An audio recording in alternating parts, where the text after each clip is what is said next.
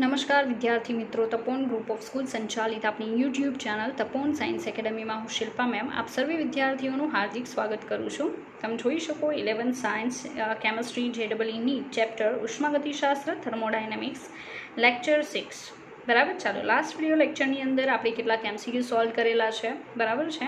અને અત્યારે આપણે એ જ MCQમાં આગળ વધીશું. આપણો 13મા MCQથી બાકી છે, જ્યાંથી આપણે આગળ વધીશું. બરાબર. ચાલો, તો આપણે 13મા MCQને જોઈએ. ફર્સ્ટ ઓફ ઓલ ચાલો જુઓ, 13મા નંબરનો જે MCQ છે એ MCQ કંઈક આ રીતે છે. જો પ્રોપર સમજવું, ખુલ્લા પાત્રમાં થતી નીચેની પ્રક્રિયાઓ પૈકી શેમાં ડેલ્ટા H બરાબર ડેલ્ટા U થશે.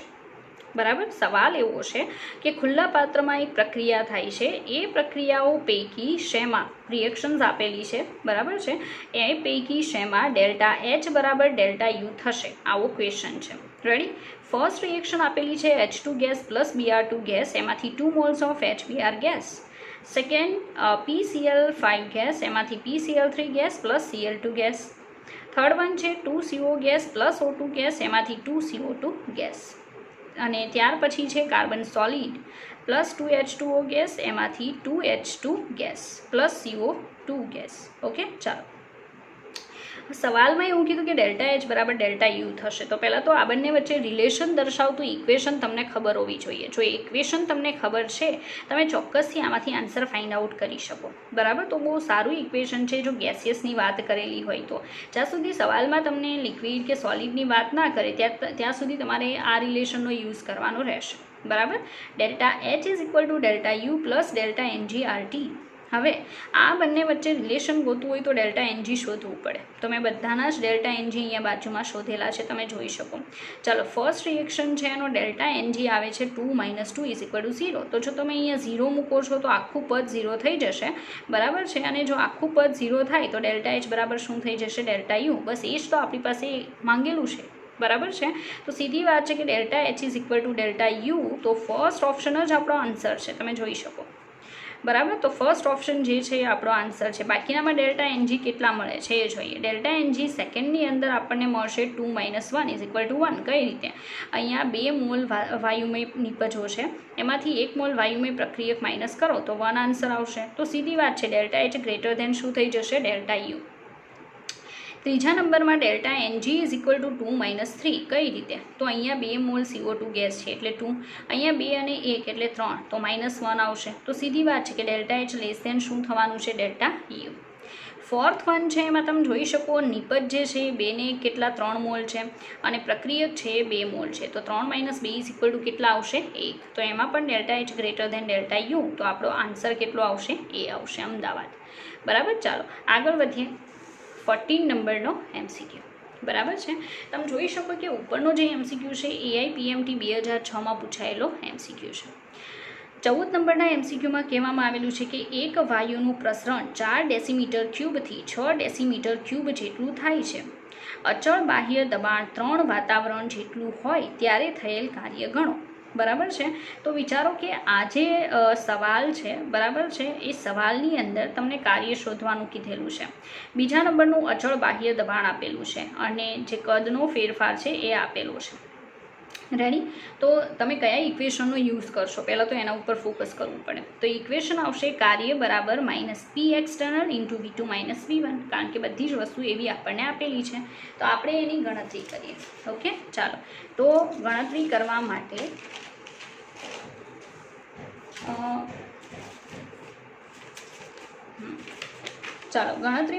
આપણે યુઝ કરીશું W is equal two -P external into V2 - V1. Ready. ચાલો, તો P એક્સટર્નલ જે આપણને આપેલું છે એ આપણને આપેલું છે 3. બરાબર. 3 વાતાવરણ બાહ્ય દબાણ. કદનો ફેરફાર છે 6 - 4. રેડી. તો માઇનસ કેટલા આવશે? 3 ઇન્ટુ 2. 3 દુ કેટલા થશે? 6. પણ અહીંયા આવશે ડેસીમીટર ક્યુબ ઇન્ટુ વાતાવરણ. હવે તમને રિલેશન ખબર હોવી જોઈએ, કારણ કે ઓપ્શન જે આપેલા છે ને એ જૂલમાં આપેલા છે. બરાબર છે. તો જૂલ સુધી પહોંચવા માટે ફર્સ્ટ ઓફ ઓલ આપણને ખબર હોવી જોઈએ કે રિલેશન શું બનશે, ડેસીમીટર ક્યુબ ઇન્ટુ વાતાવરણ, બરાબર છે, અને જૂલ વચ્ચેનો. કારણ કે આપણો આન્સર તો 6 આવ્યો છે, ઓપ્શનમાં 6 બિલકુલ નથી. બરાબર. તો W is equal two -6 litre into વાતાવરણ પણ લખાય. હવે આવું કઈ રીતે? કારણ કે 1 ડેસીમીટરનો ક્યુબ ઇઝ ઇક્વલ ટુ શું થશે? 1 લીટર. બરાબર. તો જ્યાં હું ડેસીમીટર ક્યુબ લખું છું ને હું લીટર લખી શકું. તો -6 લીટર ઇન્ટુ વાતાવરણ. બરાબર. તો અહીંયા શું થવાનું છે? જો મારે જૂલમાં કન્વર્ટ કરવું હોય તો મને ખબર છે કે 1 લીટર ઇન્ટુ વાતાવરણ ઇઝ ઇક્વલ ટુ 101.3 જૂલ થાય. બરાબર. તો -6 લીટર ઇન્ટુ વાતાવરણ બરાબર ક્વેશ્ચન માર્ક જૂલ થશે. રેડી. બંને વચ્ચે શું થવાનું છે? મલ્ટિપ્લિકેશન. તો 101.3 ગુણ્યા જો હું -6 કરું છું તો મારો આન્સર આવશે કેટલો? તો -608 જૂલ. -608 જૂલ. અને ઓપ્શનમાં ચોક્કસથી -608 આપેલું છે. બરાબર. જે હું તમને દર્શાવું. ચાલો જો તમે જોઈ શકો કે ઓપ્શન જે છે બરાબર એ ઓપ્શનની અંદર બી જે છે -608 જૂલ આપેલું છે ને બી આપણો આન્સર છે. ઓકે. ચાલો ત્યાર પછીનો નવો MCQ જોઈએ. MCQ number 15. સવાલ એવો છે કે 1 મોલ વાયુને, પ્રોપર ધ્યાનથી સમજવું, 1 મોલ વાયુને અચળ કદે, કદ કેવું રાખેલું છે? અચળ, ગરમ કરતાં તેનું તાપમાન 298 કેલ્વિનથી 308 કેલ્વિન થાય છે. બરાબર. તે વખતે તેને આપેલી ઉર્જા 500 જૂલ હોય તો નીચેનામાંથી કયું વિધાન યોગ્ય છે? આવો ક્વેશ્ચન છે. બરાબર છે. AIPMT 2001માં પૂછાયેલો સવાલ. ઓકે. ઓપ્શન પણ તમારી સામે જ છે. હવે આમાં વધારે વિચારવા જેવું નથી. રેડી. બહુ ઇઝી વર્ક છે, કોઈ ગણતરી પણ નથી, સીધો આન્સર આવે. કઈ રીતે? 1 મોલ વાયુ છે, અચળ કદે આપેલી ઉષ્મા 500 જૂલ છે. અચળ કદે ઉષ્માને શું લખાય? QV લખાય. બરાબર. અચળ કદે ઉષ્માને શું લખાય? QV. તો QV ઇઝ ઇક્વલ ટુ જો 500 જૂલ હોય તો અચળ કદે ઉષ્મા એટલે શું થશે? આંતરિક ઉર્જાનો ફેરફાર. તો આપણને સીધું મળી ગયું QV અને ΔE કેટલા થશે? 500 જૂલ. તો ફાઇન્ડ કરો ઓપ્શનની અંદર. તો ખાલી બી ઓપ્શનમાં જ Q બરાબર ΔE બરાબર 500 જૂલ આપેલું છે. સામે વર્ક કેટલું થશે? 0. ઇનકેસ તમને આનો ખ્યાલ નથી તો પણ તમારો આન્સર આવી જશે ઇઝીલી, જો તમે આને સમજો છો તો. બરાબર છે. તો મેં અગાઉ પણ કીધેલું છે કે આ ચેપ્ટર જે છે એ તમારે વધારે પ્રોપર સમજવું પડશે. બરાબર છે. એના માટે તમારે ગુજરાત બોર્ડની બુક પણ વારે વારે રિફર કરતી રહેવી પડશે. ઓકે. ચાલો. તો આ સવાલ જે છે તમે સમજી શક્યા હશો. એમ કીધેલું છે કે અચળ કદે આપવામાં આવતી ઉર્જા ઉષ્મા 500 જૂલ છે, જેને QV લખાય અને QV બરાબર ΔE થાય છે. આપણે સમજી ચૂક્યા છીએ. Is equal two 500 joule. બરાબર. તો બી ઓપ્શન આન્સર આવશે. આગળ વધીએ. ચાલો. નવો ક્વેશ્ચન છે JEE 2006માં પૂછાયેલો ક્વેશ્ચન કે 298 કેલ્વિન તાપમાને કાર્બનમાંથી કાર્બન મોનોક્સાઇડ બનવાની પ્રક્રિયા સાથે સંકળાયેલ ΔH-ΔU જણાવો. આર આપી દીધો છે 8.314 જૂલ પર કેલ્વિન પર મોલ. ઓપ્શન પણ આપેલા છે.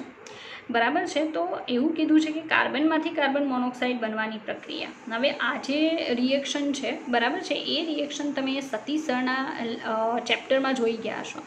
જ્યારે લોખંડનું નિષ્કર્ષણ કરવામાં આવે હિમેટાઇટ ઓર મેગ્નેટાઇટમાંથી, બરાબર છે, ત્યારે carbon as a reducing agent use થાય છે.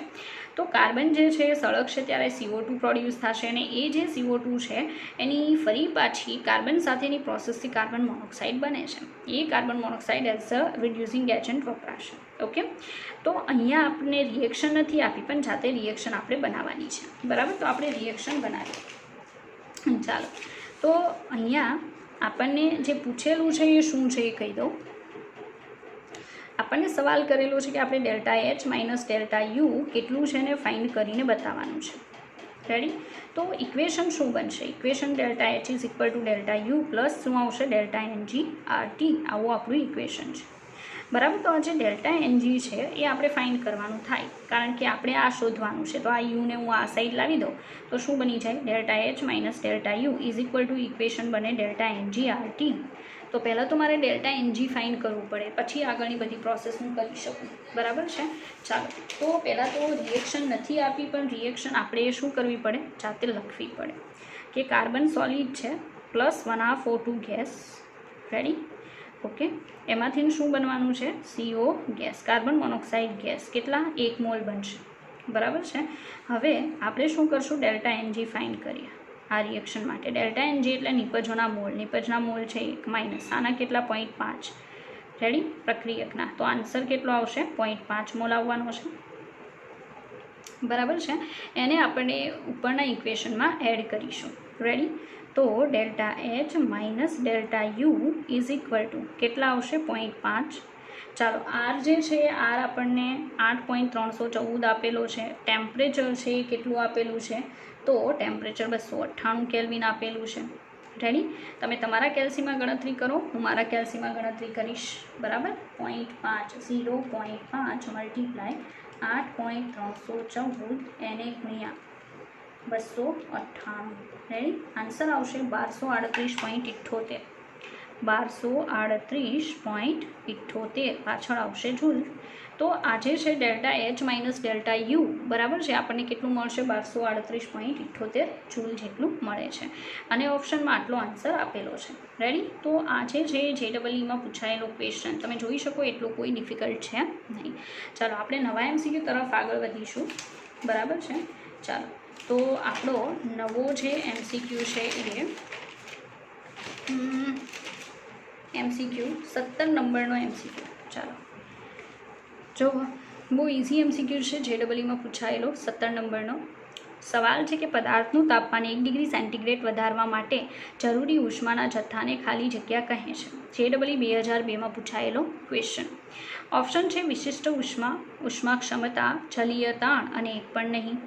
તો સીધી વાત છે, યાદ હોય તો ઉષ્મા ક્ષમતા જે છે, બરાબર, એ ઉષ્મા ક્ષમતાની ડેફિનેશન મેં તમને આપેલી છે। શું આપેલી છે કે પદાર્થનું તાપમાન 1 ડિગ્રી સેન્ટીગ્રેડ વધારવા માટે જરૂરી ઉષ્માના જથ્થાને શું કહેવામાં આવશે, ઉષ્મા ક્ષમતા।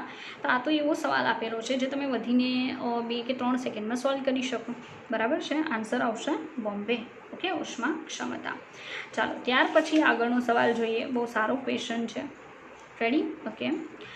એક પિસ્ટન 0.04 મોલ આદર્શ વાયુ ધરાવે છે, ભાઈ પિસ્ટન છે એમાં 0.04 મોલ આદર્શ વાયુ છે, જે પ્રતિવર્તી રીતે, જો ચોખ્ખા શબ્દોમાં લખીને આપી દીધેલું છે, કઈ રીતે, પ્રતિવર્તી રીતે 50 ml થી 375 ml સુધી અચળ તાપમાન 37 ડિગ્રી સેન્ટીગ્રેડ વિસ્તરણ પામે છે। ટેમ્પરેચર પણ આપી દીધું અને એ પણ અચળ છે 37 ડિગ્રી સેન્ટીગ્રેડ। ત્યારે શોષાતી ઉષ્મા, જો ભાઈ અહીંયા આપી દીધેલું છે શોષાતી ઉષ્મા Q is equal two 208 joule. તો પ્રક્રિયા માટે Q અને W જણાવો, Q તો આપી દીધેલું જ છે, બરાબર, એ ક્યાં ગણવાની જરૂર છે, બરાબર। પણ હા એ તમને પૂછે છે કે Q જણાવો તો પ્લસ માઇનસ સાઇન બહુ મેટર કરે છે। જો ઉષ્મા શોષાતી હોય તો પ્લસ સાઇન આવે અને ઉત્સર્જાતી હોય તો માઇનસ સાઇન આવે। એનાથી તો જો તમારા બે ઓપ્શન કેન્સલ થઈ ગયા, કારણ કે Q 2માં માઇનસ આપેલું છે, શોષક પ્રક્રિયામાં પ્લસ આવે, માઇનસ આવે નહીં, તો બે ઓપ્શન કેન્સલ, યા તો તમારો આન્સર એ આવશે અથવા તો ડેલી આવશે, સોરી। એ કઈ રીતે ખબર પડશે, જ્યારે ડબલ્યુની ગણતરી કરશો ત્યારે, ઓકે। બીજું જો જણાવેલું છે LN 7.5 ઇઝ ઇક્વલ ટુ 2.01, બરાબર છે। તો ભાઈ આપણને ખબર પડવી જોઈએ કે આપણે LN છે કે કોઈ જગ્યાએ યુઝ કરવાનું છે, રેડી। તો કઈ રીતે યુઝ થતું હશે, ચાલો એના પર ફોકસ કરીએ આપણે। તો અહીંયા રિવર્સિબલ પ્રોસેસ છે, મોલ આપેલા છે આદર્શ વાયુના 0.04, 50 ml થી 375 ml કદનો ફેરફાર છે, ટેમ્પરેચર આપેલું છે, કયા ઇક્વેશનનો યુઝ કરશો વિચારો। કાર્ય માટે રિવર્સિબલ પ્રોસેસનું ઇક્વેશન મેં લાસ્ટ વિડીયો લેક્ચરમાં બહુ સારી રીતે તમને એક્સપ્લેન કરેલું છે, કયું આવશે, W is equal two minus nRT ln V2/V1, okay. ચાલો એનો આપણે યુઝ કરવાનો છે, તો આપણે એનો યુઝ કરીને દાખલો કરીએ, ઓકે।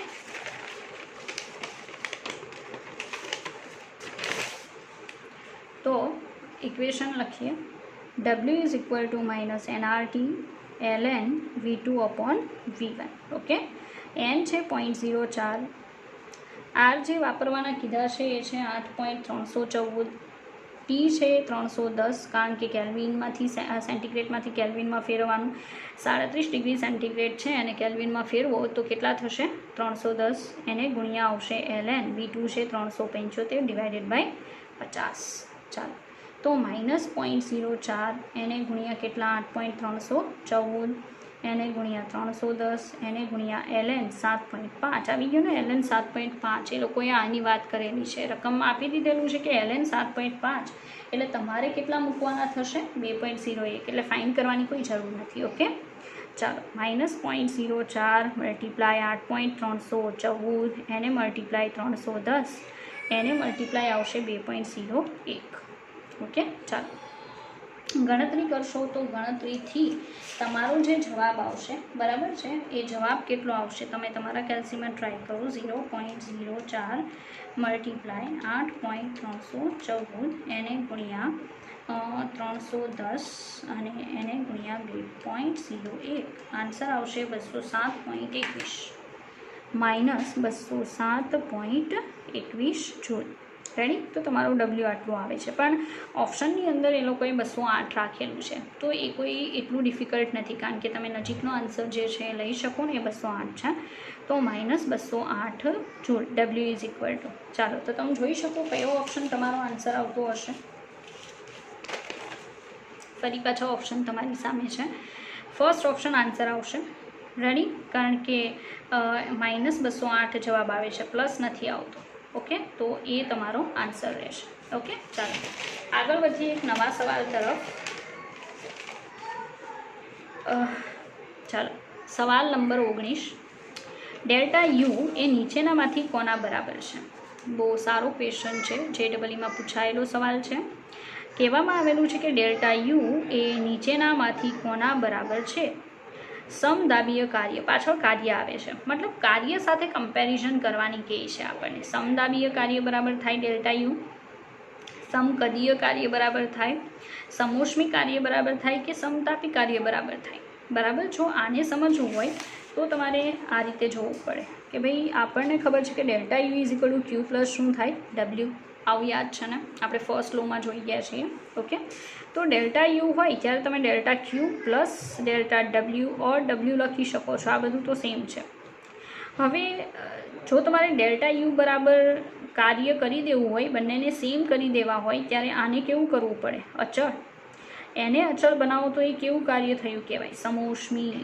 ઓકે સમોષ્મી કાર્ય કરો છો ઓકે સમોષ્મી કાર્ય કરો છો તો એમાં ક્યુ બરાબર કેવું હોય અચળ હોય તો ડેલ્ટા ક્યુ બરાબર શું થાય 0 જો અહીંયા 0 મૂકી દેશો તો ડેલ્ટા યુ એ સમોષ્મી કાર્ય બરાબર થઈ જશે બરાબર છે આવી રીતે સમજવાનું છે તો ડેલ્ટા યુ બરાબર 0 પ્લસ શું થઈ જશે ડેલ્ટા ડબલ્યુ ઓર ડબલ્યુ તો સીધી વાત છે તમારો આન્સર તમે સમજી ચૂક્યા હશો કે સમોષ્મી કાર્ય બરાબર ડેલ્ટા યુ થાય રેડી તો આન્સર આવશે ચેન્નઈ બરાબર JEEનો ક્વેશ્ચન છે આગળ વધીએ બહુ એક બીજો સરસનો ક્વેશ્ચન આપણી સામે છે 20 નંબરનો ઓકે આ છેલ્લો MCQ છે પછી આપણે થિયોરિટિકલ પોર્શનમાં આગળ વધીશું ઓકે ચાલો સવાલ એમ છે કે જો પાણીની બાષ્પને આદર્શ વાયુ ધારી લેવામાં આવે તો બરાબર પાણીની જે બાષ્પ છે એને આપણે આદર્શ વાયુ ધારી લઈએ છીએ તો 100 ડિગ્રી સેન્ટીગ્રેડ તાપમાને અને 1 બાર દબાણે 1 મોલ પાણીનું બાષ્પાયન થાય ત્યારે જોઈ લો 1 મોલ આપેલું છે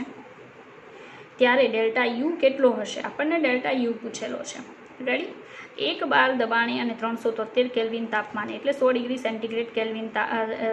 સેન્ટીગ્રેડ તાપમાને પાણીની બાષ્પાયન એન્થાલ્પી જો ભાઈ પાણીની બાષ્પાયન એન્થાલ્પી એટલે શું આપેલું છે ડેલ્ટા એચ આપેલું છે 41 કિલો જૂલ ના રાખો ને જૂલ રાખો તો 10⁻³ જૂલ પ્રતિ મોલ છે ડેલ્ટા એચ આપી દીધેલો છે એન આપેલા છે રેડી પછી ટેમ્પરેચર આપેલું છે આર આપણને યુઝ કરવાનું કીધું છે 8.3 ઓકે અને આપણે શું શોધીને બતાવવાનું છે ડેલ્ટા યુ તો વિડીયો પોઝ કરીને તમે જાતે પ્રયાસ કરી શકો વિચારી શકો કે આમાં કયા ઇક્વેશનનો યુઝ કરવો કઈ રીતે આપણો આન્સર આવશે ઓકે ચાલો અત્યારે તો હું તમને સોલ્વ કરાવું છું બરાબર કઈ રીતે સોલ્વ થશે તો આપણે ગણતરી કરીએ ચાલો ગણતરીમાં આપણે કયા ઇક્વેશનનો યુઝ કરી શકીએ તો ઇક્વેશન છે delta you is equal to delta H minus શું આવશે ડેલ્ટા એનજી આરટી અમે કઈ રીતે લખ્યું છે આ રીતે delta H is equal to delta U plus delta NG RT યાદ છે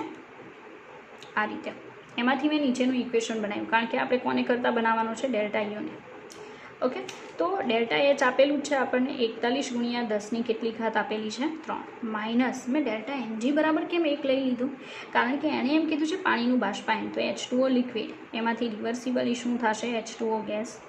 જુઓ તો આનું તો તમે લઈ ના શકો ડેલ્ટા એનજીમાં, ડેલ્ટા એનજી ખાલી ગેસીસ જ લેવાના, તો નિપજના 1 માઇનસ 0 ઇઝ ઇક્વલ ટુ કેટલા આવશે 1. તો ડેલ્ટા એનજી બરાબર કેટલું આવવાનું છે 1 ગુણ્યા આર બરાબર કેટલા 8.3 અને 100 ડિગ્રી સેન્ટીગ્રેડ એટલે 373 બરાબર. ચાલો જોઈએ આપણો આન્સર કેટલો આવે છે. 41,000માંથી મારે 373 ગુણ્યા 8.3 માઇનસ કરવાના, 373 ગુણ્યા 8.3 બરાબર આવશે 3095.9. 41,000 માઇનસ 3095.9 આટલા મારે માઇનસ કરવાના છે, તો ડેલ્ટા યુ મળશે 41,000 માઇનસ 3095.9 બરાબર. તો 37,904.1 આવે છે. ડેલ્ટા યુ બરાબર 37,904.1. રેડી, આટલા જૂલ આવે છે. ઓકે, તો આ જે જૂલમાં આન્સર આવે છે આ લોકોએ કિલો જૂલમાં આપેલો છે, તો મારે કિલો જૂલમાં કન્વર્ટ કરવું હોય તો 3 પોઈન્ટ આગળ જવું પડશે. બરાબર, તમે સમજી શકો તો આન્સર આવશે 37.9041 kilo joule. Delta you is equal two, તો એ આપણા ઓપ્શનમાં છે. બરાબર, ઓપ્શન જોઈ લો, ઓપ્શન તમારી સામે જ છે નીચે. 41.0 એ તો છે નહીં, 4.100 એ પણ નથી, 3.79 એ પણ નથી, 37 પોઈન્ટ સમથિંગ છે. આન્સર કયો આવશે દિલ્હી. બરાબર, તો તમે સમજી શકો કે કયા ટાઈપના એમસીક્યુ આપે છે ત્યારે તમારે કઈ રીતે એને સોલ્વ કરવાના છે. બરાબર છે, તો આપણે આ 20 એમસીક્યુ સોલ્વ કર્યા, જે આપણે અગાઉના વિડીયો લેક્ચરમાં થિયોરિટિકલ પોર્શન જોયો છે એના બેઝ છે. ઓકે, ચાલો હવે પછીનો આપણો નવો ટોપિક રહેશે થર્મોડાયનેમિક્સ જે છે. બરાબર, એનો સેકન્ડ. ચાલો, તો થર્મોડાયનેમિક્સનો બીજો નિયમ. રેડી, કેટલીક બાબત તમને સમજાવી દઉં. થર્મોડાયનેમિક્સનો જે પ્રથમ નિયમ છે, બરાબર, એ પ્રથમ નિયમની કેટલીક મર્યાદાઓ છે. ઉદાહરણ તરીકે પ્રથમ નિયમ તમને ચોક્કસથી એવું સમજાવે છે કે ઉર્જાનું સંરક્ષણ થાય છે. કોઈ પણ ફિઝિકલ ઓર કેમિકલ પ્રોસેસ થાય ત્યારે ઉર્જાનું સંરક્ષણ થાય, મતલબ ઉર્જાનું સંપૂર્ણ સર્જન પોસિબલ નથી, સંપૂર્ણ નાશ પોસિબલ નથી, ફક્ત એક સ્વરૂપમાંથી બીજા સ્વરૂપમાં શું થશે રૂપાંતરણ. પણ એ ક્યારેય એવું નથી સમજાવતો પ્રથમ નિયમ કે પ્રક્રિયા ક્યારે શક્ય બનશે, મતલબ કોઈ પ્રોસેસ જે છે એ આપમેળે ક્યારે પોસિબલ થાય છે એવું આપણને પ્રથમ નિયમ સમજાવી શકે નહીં, તો એની એક મર્યાદા છે. બરાબર, એટલે તો સેકન્ડ નિયમ આવ્યો છે જે આપણે સમજવાનો છે. બરાબર, ચાલો સમજો. તો ઉષ્માગતિશાસ્ત્રનો બીજો નિયમ, અહીંયા મેં સ્ટેટમેન્ટ લખેલું છે કે ઉષ્માગતિશાસ્ત્રનો પ્રથમ નિયમ પ્રક્રિયા આપમેળે શક્ય છે કે નથી તે સમજાવી શકતો નથી. બિલકુલ આપણને સમજાવી નહીં શકે કે કોઈ પ્રક્રિયા છે એ આપમેળે પોસિબલ બનશે કે નહીં. એટલે કે કોઈ પણ પ્રકારના બાહ્ય ફેરફાર વગર શક્ય છે કે નથી એવું આપણને ઉષ્માગતિશાસ્ત્રનો પ્રથમ નિયમ સમજાવી શકે નહીં. એ સમજાવવાનું કામ કોનું છે? સેકન્ડ નિયમનું. બરાબર છે, ચાલો તો ઉષ્માગતિશાસ્ત્રનો સેકન્ડ નિયમ જે છે એને સમજીએ અને પછી આ જે કેટલીક થિયરી છે એને સમજીશું. બરાબર, ચાલો તો અહીંયા મેં કેટલાક સ્ટેટમેન્ટ લખેલા છે, ચાલો એના ઉપર ધ્યાન આપો. સામાન્ય રીતે કુદરતમાં કેટલીક પ્રક્રિયાઓ અપ્રતિવર્તી અને આપમેળે થતી જોવા મળે છે. સમજો શું કહેવા માંગુ છું કે સામાન્ય રીતે કુદરતમાં કેટલીક પ્રક્રિયાઓ અપ્રતિવર્તી ખાલી સિંગલ ડાયરેક્શનમાં, એક જ ડાયરેક્શનમાં, ફોરવર્ડ તો ફોરવર્ડ, નોટ બેકવર્ડ. ઓકે, અપ્રતિવર્તી અને આપમેળે સ્વયંસ્ફુરિત થતી જોવા મળે છે. બરાબર, એ બેકમાં નહીં જાય, પણ જે ફોરવર્ડ થાય છે ને એ જાતે રહીને થશે. એના માટે તમારે બાહ્ય કોઈ પણ પ્રકારનું કોઈ પરિબળ લાગુ કરવું પડશે નહીં, મતલબ તમારે કોઈ કાર્ય કરવું પડતું નથી. ઓકે, એક્ઝામ્પલ છે, ગરમ પદાર્થ છે જેનું ટેમ્પરેચર 50 ડિગ્રી સેન્ટીગ્રેડ છે, એને ઠંડો પડશે ને અને 20 ડિગ્રીએ પહોંચશે તો એ આપમેળે પ્રોસેસ થશે. માનો કે કોઈ ગરમ પદાર્થ છે એને ગરમ કર્યો, 50એ પહોંચાડ્યો અને પછી તમે એને મૂકી રાખશો ઓરડાના તાપમાને, તો જાતે રહીને એ ઓરડાના તાપમાન સુધી ઠંડો થઈ જશે. એના માટે તમારે એને કંઈ ઠંડો કરવા માટે કોઈ કાર્ય કરવું પડતું નથી, તો એ આપમેળે પ્રોસેસ થાય છે. બરાબર, સ્વયંસ્ફુરિત પ્રોસેસ છે સિંગલ ડાયરેક્શનમાં. પણ વિચારો કે એ જ ઠંડો પદાર્થ છે અને એમનામ રહેવા દો અને વિચારો કે ભાઈ આને ફરી પાછું 50 ડિગ્રીએ પહોંચાડવું છે કોઈ પણ બાહ્ય કાર્ય કર્યા વગર. પોસિબલ છે? Not possible. બરાબર છે. એટલે કે આ જે પદાર્થ છે ગરમ પદાર્થ એને ઠંડો આપમેળે કરી શકાય એક ડાયરેક્શનમાં, પણ બેક પ્રોસેસ જો વિચારતા હોય તો પોસિબલ નથી. બરાબર છે. તો એ ગરમ પદાર્થ ઉર્જા ગુમાવશે, ઉષ્માક્ષેપક પ્રક્રિયા થશે. બરાબર છે. ઉષ્મા ગુમાવે છે અને પછી ઠંડો પડે છે. તો એ જાતે રહીને પાછી ઉષ્મા મેળવીને ગરમ જાતે થઈ શકે નહીં. મતલબ અપ્રતિવર્તી પ્રક્રિયા અને કેવી થાય છે? આપમેળે. બરાબર. બસ ઉપરનું સ્ટેટમેન્ટ અહીંયાથી સાબિત થાય છે. આગળ મેં લખાણ કરેલું છે જુઓ. પરંતુ 20 ડિગ્રી સેન્ટીગ્રેડ તાપમાન ધરાવતો પદાર્થ આપમેળે 50 ડિગ્રી તાપમાન પ્રાપ્ત કરી શકતો નથી જ્યાં સુધી કોઈ બાહ્ય કાર્ય ન કરવામાં આવે. બરાબર. અન્ય ઉદાહરણ પણ આપી શકાય. આપવા એટલે હું તમને અન્ય ઉદાહરણ આપું. એક્ઝામ્પલ માનો કે તમે તમારા આપણે આપમેળેની પ્રોસેસની વાત કરીએ. માનો કે કોઈ ઝરણું છે એ પહાડ ઉપરથી નીચે આવે છે. બરાબર છે. નીચે બહુ મોટો પથ્થર પડેલો છે, તો એનું જેટલું પણ પાણી છે એ બધું પાણી એ પથ્થર પર અથડાય છે. બરાબર છે. તો એમાં ઉષ્મા ઉત્પન્ન થાય છે. રેડી. એનર્જી પ્રોડ્યુસ થશે, પથ્થર ગરમ થશે. પણ શું પોસિબલ છે કે નીચે રહેલો જે પથ્થર છે એના ઉપર જે પાણી પડે છે એને હું ગરમી આપું તો એ નીચેથી ઉપર જવાનું ચાલુ કરી દે? પાણી જે છે એ નીચેથી ઉપર જવાનું ચાલુ કરે? તો એ બિલકુલ પોસિબલ નથી. ફક્ત ઝરણું છે એ ઉપરથી નીચે આવશે. બરાબર છે. પથ્થર ઉપર અથડાશે, આપમેળે પ્રોસેસ થઈને એનર્જી પ્રોડ્યુસ થશે, પણ એમાં બેક પ્રોસેસ પોસિબલ નથી. તો સીધી વાત છે ને કે એક નેચરલ પ્રોસેસ થઈ, આપમેળે થઈ, એનર્જી પ્રોડ્યુસ થઈ, પણ એની બેક પ્રોસેસ આપમેળે પોસિબલ નથી. બરાબર છે. ચાલો, તો એ પણ એક સારું એક્ઝામ્પલ છે. રેડી. તો તમે સમજી ચૂક્યા કે મોસ્ટ જેટલી પણ ઉષ્માક્ષેપક પ્રક્રિયાઓ છે કે જેમાં એનર્જી રિલીઝ થતી હોય છે એ બધી કેવી થતી હોય છે? આપમેળે થાય છે. ફરી પાછું કહી દઉં, ઉષ્માક્ષેપક પ્રક્રિયાઓ અહીંયા લખેલું છે, બધી જ ઉષ્માક્ષેપક પ્રક્રિયાઓ આપમેળે થાય છે. અપવાદ હોઈ શકે કેટલાક કે જેમાં ઉષ્માક્ષેપક હોવા છતાં પણ આપમેળે થાય નહીં. બરાબર છે. તો બધી જ ઉષ્માક્ષેપક પ્રક્રિયાઓ આપમેળે થાય છે, પરંતુ બધી જ ઉષ્મા શોષક પ્રક્રિયાઓ આપમેળે થતી નથી. તેમ છતાંય આના કેટલાક અપવાદ છે. બરાબર. આમાં તમને પાછું સમજાવી દઉં. ઉષ્માક્ષેપક પ્રક્રિયામાં ડેલ્ટા એચ છે એ લેસ ધેન કેટલો હોય? 0. મતલબ એવી પ્રક્રિયાઓ કે જેમાં ડેલ્ટા એચ છે એ લેસ ધેન 0 હોય એવી પ્રક્રિયાઓ છે એ કેવી થશે? આપમેળે થાય છે. બરાબર છે. અને ઉષ્મા શોષક પ્રક્રિયા જેમાં ડેલ્ટા એચ ગ્રેટર ધેન કેવો હોય? 0 હોય એવી પ્રોસેસીસ આપમેળે પોસિબલ બનતી નથી. બરાબર છે. તેમ છતાંય આના કેટલાક અપવાદ છે જે આપણે જોવાના છે કે જે પ્રક્રિયાઓમાં delta H greater than 0 or is equal to 0 છે ને તેમ છતાંય આપમેળે પોસિબલ બને છે, પણ અહીંયા આપણે લખ્યું છે આપમેળે થતી નથી. તો કેમિસ્ટ્રી છે તો અપવાદો તો હોવાના જ. બરાબર છે. બસ એ જ અપવાદો આપણે અહીંયા જોવાના છે. રેડી. ચાલો, કોને લઈને? આ સેકન્ડ સ્ટેટમેન્ટને લઈને અપવાદો. કે સેકન્ડ સ્ટેટમેન્ટમાં આપણે દર્શાવ્યું કે ઉષ્મા શોષક પ્રક્રિયાઓ આપમેળે થતી નથી, પણ તેમ છતાંય કેટલીક ઉષ્મા શોષક પ્રક્રિયાઓ આપમેળે થાય છે. બરાબર. એક ડાયરેક્શનમાં. એના ઉદાહરણ છે. ચાલો એક્ઝામ્પલ આપણે જોઈએ. ફર્સ્ટ એક્ઝામ્પલ છે બરફનું પીગળવું. રેડી. બરફનું પીગળવું ઉષ્મા શોષક પ્રક્રિયા છે, તેમ છતાં આપમેળે થાય છે. કારણ કે ઉષ્મા શોષક પ્રક્રિયા એટલે કારણ કે બરફને ફ્રીઝરમાંથી કાઢીને બહાર મૂકો છો તો એ બહારના એટમોસ્ફિયરમાંથી જાતે રહીને એનર્જી એબ્ઝોર્બ કરશે.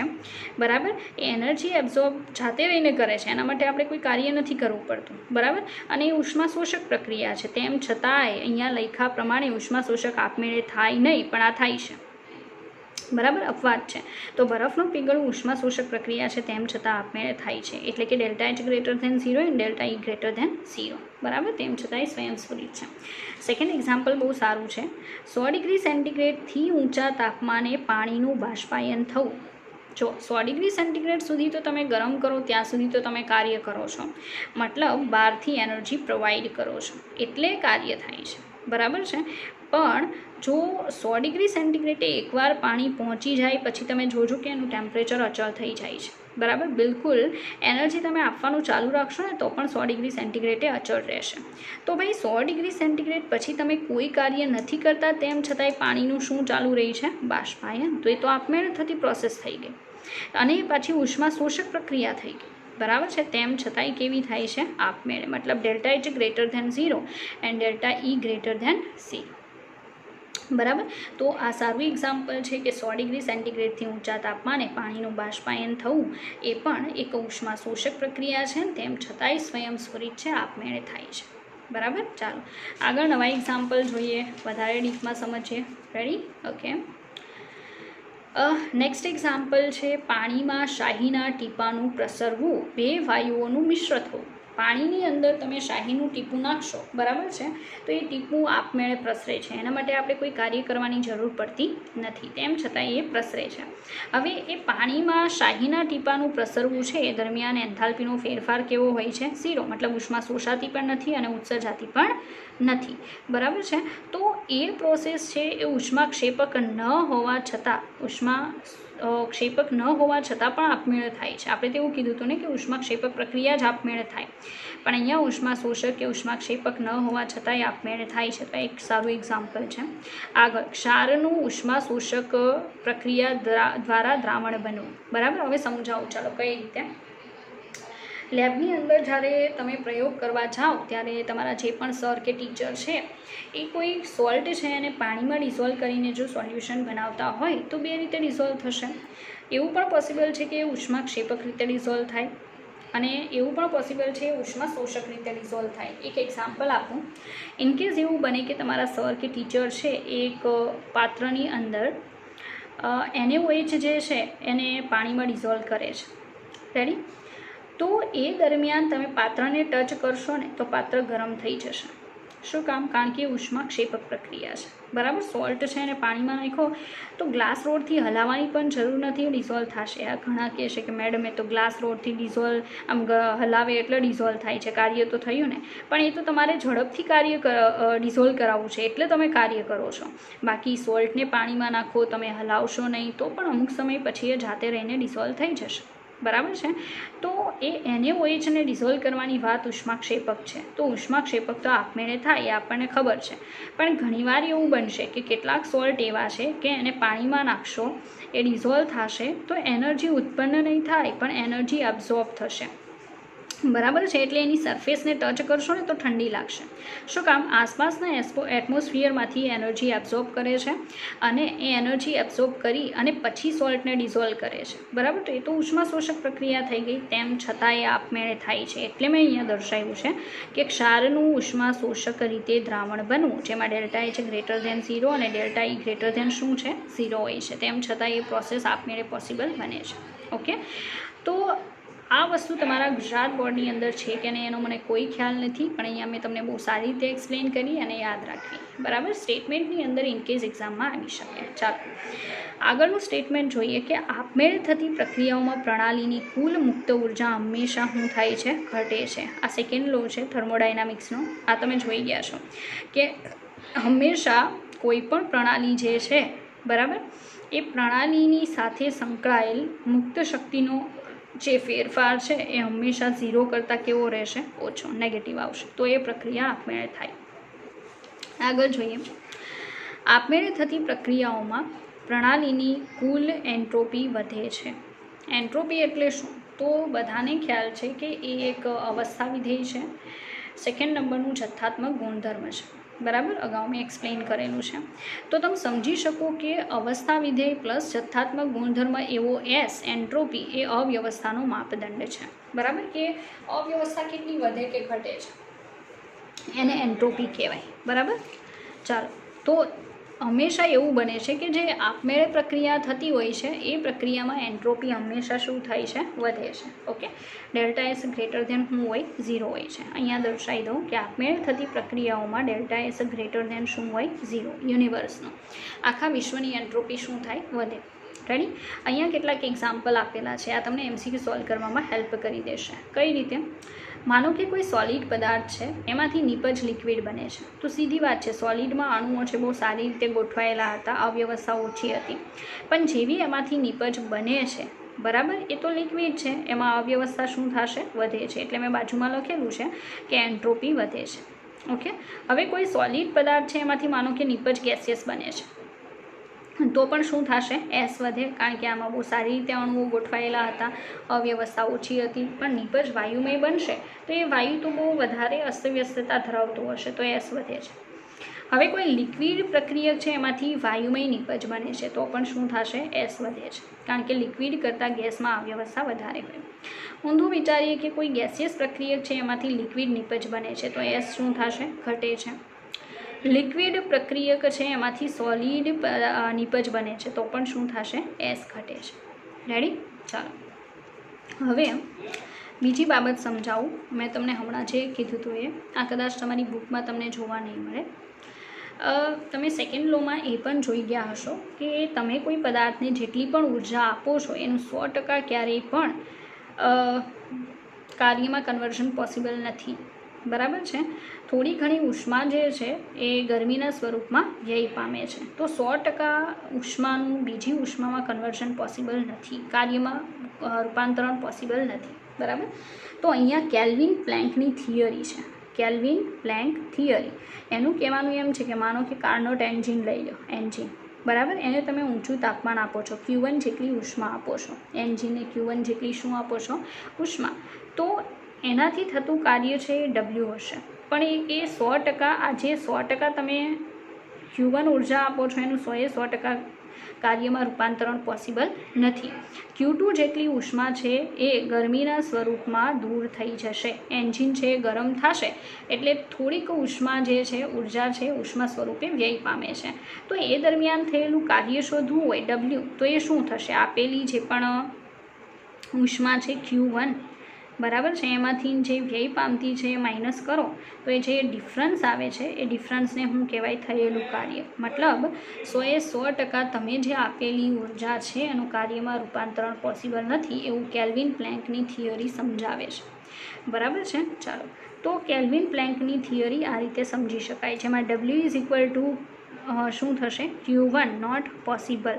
મતલબ 100% કાર્યમાં રૂપાંતરણ પોસિબલ નથી. બરાબર? કે W is equal to Q1 not possible. મતલબ આ જે Q1 જેટલી ઉષ્મા આપેલી હતી એ બધી W બની શકે નહીં. કેટલી? Q2ના ફોર્મમાં શું થશે? માઇનસ થઈ જશે. તો એ કેલ્વિન પ્લેન્કની થિયરી છે. ચાલો આગળ જુઓ. ત્યાર પછી છે ક્લેસિયસ થિયરી. બરાબર? ક્લેસિયસની થિયરી શું સમજાવે છે? એનું કહેવાનું એમ છે કે કોઈ ગરમ પદાર્થ છે, બરાબર છે, એ ઠંડો પડશે તો એ આપમેળે ઠંડો પડે છે. બરાબર છે? પણ મેં હમણાં સમજાવ્યું હતું એમ કે આ જે ગરમ પદાર્થ છે એ આપમેળે ઠંડો પડી શકે, પણ એનાથી બેક પ્રોસેસ, મતલબ એ ઠંડા પદાર્થને તમે ગરમ પદાર્થમાં કન્વર્ટ કરો છો. બરાબર છે? તો એ જાતે રહીને કોઈ દિવસ ગરમ પદાર્થમાં કન્વર્ટ થવાનો નથી. વચ્ચે માનો કે કોઈ સાધન મૂકી દો છો, હીટર કે જે પણ છે, તમે બાહ્ય કાર્ય કરવું પડે છે, એ કાર્ય કરશો, બરાબર છે, તો એ ગરમ પદાર્થમાં કન્વર્ટ થશે, આપમેળે શક્ય નથી. એવું ક્લેસિયસની થિયરી સમજાવે છે. તો એ તો મેં અગાઉ એક્ઝામ્પલથી તમને બહુ સારી રીતે સમજાવી દીધું છે. બરાબર? તો આ બે સાયન્ટિસ્ટની થિયરી છે એ થિયરી તમને ઉષ્માગતિશાસ્ત્રનો સેકન્ડ નિયમ જે છે એમાંના કેટલાક સ્ટેટમેન્ટ સમજાવે છે. જેમ કે કમ્પ્લીટ એન્જિનની અંદર જે પણ એનર્જી આપો છો એનું 100% કાર્યમાં રૂપાંતરણ પોસિબલ નથી. એન્જિન ગરમ થશે તો કેટલીક ઉષ્મા વ્યય પામશે.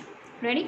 અને બીજા નંબરનું ક્લેસિયસની થિયરી સમજાવે છે કે કેટલીક પ્રક્રિયાઓ જે છે, બરાબર છે, એ વન ડાયરેક્શનમાં હોય છે, સ્વયંસ્ફુરિત હોય છે, અને સેકન્ડ કે એ રિવર્સિબલ પોસિબલ નથી. બરાબર? બેક પ્રોસેસ એમાં પોસિબલ આપમેળે તો નહીં થાય, તમે કાર્ય કરાવશો તો થઈ શકે.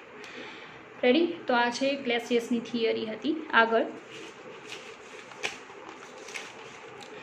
હવે વધારે જોઈએ, થોડું વધારે ડીપમાં ઉષ્માગતિશાસ્ત્ર જે છે એનો સેકન્ડ લો, કે વિશ્વની એન્ટ્રોપી અવિરતપણે શું થાય છે? વધે છે. જે રીતે કોઈ પ્રણાલી સાથે સંકળાયેલ મુક્ત ઉષ્માનો ફેરફાર ડેલ્ટા G છે એ હંમેશા લેસ દેન 0 હોય આપમેળે થતી પ્રક્રિયા માટે, એમ કોઈ પણ આપમેળે થતી પ્રક્રિયા માટે વિશ્વની કુલ એન્ટ્રોપી હંમેશા શું થાય છે? વધે. મતલબ ડેલ્ટા S વિશ્વ ગ્રેટર દેન શું હોય? 0 હોય છે. તો ડેલ્ટા S વિશ્વ is equal to delta S પ્રણાલી પ્લસ ડેલ્ટા S પર્યાવરણ ગ્રેટર દેન 0. આ સ્ટેટમેન્ટ તમે ગુજરાત બોર્ડમાં પણ જોઈ ગયા છો. બસ એ જ વસ્તુ અહીંયા છે. રેડી? તો વિશ્વની એન્ટ્રોપી અવિરતપણે શું થાય છે? વધે છે. મતલબ આપમેળે થતી પ્રક્રિયા માટે ડેલ્ટા S વિશ્વ બરાબર ડેલ્ટા S પ્રણાલી પ્લસ ડેલ્ટા S પર્યાવરણ ગ્રેટર દેન 0. એસ એટલે અવ્યવસ્થાનો માપદંડ છે, જે અવસ્થા વિધેય છે પ્લસ શું છે, જથ્થાત્મક ગુણધર્મ છે. આ પણ મેં સમજાવી દીધું. હવે તમારે જો નાનો ફેરફાર દર્શાવવો હોય, બરાબર, એન્ટ્રોપીનો, તો ds is equal to dq reversible divided by t, અથવા તો ΔS જો મોટો કરવો હોય, બરાબર છે, તો આ જે નાનો ફેરફાર છે એનું શું કરવું પડે, સંકલન. આવું તો તમે ફિઝિક્સમાં પણ સમજેલા હશો, બરાબર છે, એટલે એટલું કોઈ ડિફિકલ્ટ નથી, તમે સમજી શકશો. રેડી? તો ds is equal to dq reversible divided by t, અથવા ΔS ઇઝ ઇક્વલ ટુ સંકલન of dq reversible by t. આ જે ડીએસ છે એ ડીક્યુ રિવર્સિબલના સમપ્રમાણમાં હોય છે, અને ડીએસ જે છે એ ટીના કેવા પ્રમાણમાં હોય છે, વ્યસ્ત પ્રમાણમાં હોય છે. રેડી? ચાલો, એક અગત્યની નોટ છે, બરાબર, નોટ તમને કહી દઉં, ધ્યાન આપવું. આ ઉપરની બાબત છે એ તો તમે બુકમાં સમજી ચૂક્યા છો. રેડી? નોટમાં શું છે, ઊંચા તાપમાને, ધ્યાનથી સાંભળવું, ઊંચા તાપમાને એન્ટ્રોપી ઘણી વધારે હોય છે. હાયર ટેમ્પરેચર એપ્લાય કરેલું હશે તો એન્ટ્રોપી બહુ હાઈ લેવલની હશે. આથી ઉષ્મા ઉમેરવા છતાં પણ એન્ટ્રોપીમાં ઘણો મોટો ફેરફાર થતો નથી. આ ક્યારની કન્ડિશન છે કે જ્યારે તમે બહુ હાઈ લેવલની એનર્જી પ્રોવાઈડ કરો છો, મતલબ બહુ હાઈ ટેમ્પરેચર પ્રોવાઈડ કરો છો, બરાબર, ત્યારે જે એન્ટ્રોપીનો ફેરફાર એકવાર આવી જશે ને એ ફિક્સ થઈ જશે. કારણ કે પછી તમે જો એનર્જી આપો છો અને એન્ટ્રોપીમાં ચેન્જ આવે પણ છે તો એ ચેન્જ બહુ નાનો હશે, બરાબર. એટલે અહીંયા કીધેલું છે કે ઊંચા તાપમાને એન્ટ્રોપી ઘણી વધારે હોય છે. આથી ઉષ્મા ઉમેરવા છતાં પણ એન્ટ્રોપીમાં ઘણો મોટો ફેરફાર થતો નથી. રેડી?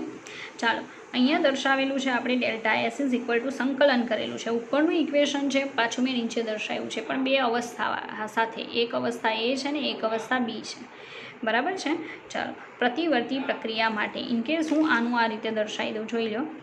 એ કન્ડિશન છે, એમાંથી રિવર્સિબલ પ્રોસેસથી બી બને છે, બરાબર. તો એ ટુ બી સુધી આ અવસ્થા એ છે, આ અવસ્થા બી છે. ઓકે, તો dq રિવર્સિબલ અપોન t સંકલન એ ટુ બી સુધી.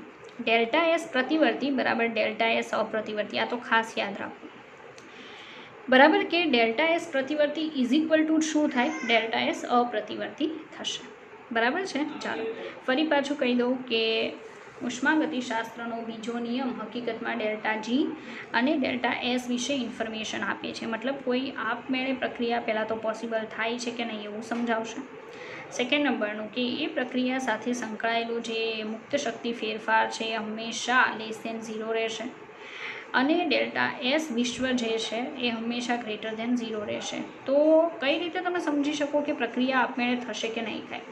માનો કે કોઈ રિએક્શન છે એની સાથે સંકળાયેલ તમને ΔGની પ્રાઇસ નેગેટિવ આપે તો તમે તરત કહેશો કે હા ભાઈ આ પ્રોસેસ આપમેળે પોસિબલ છે.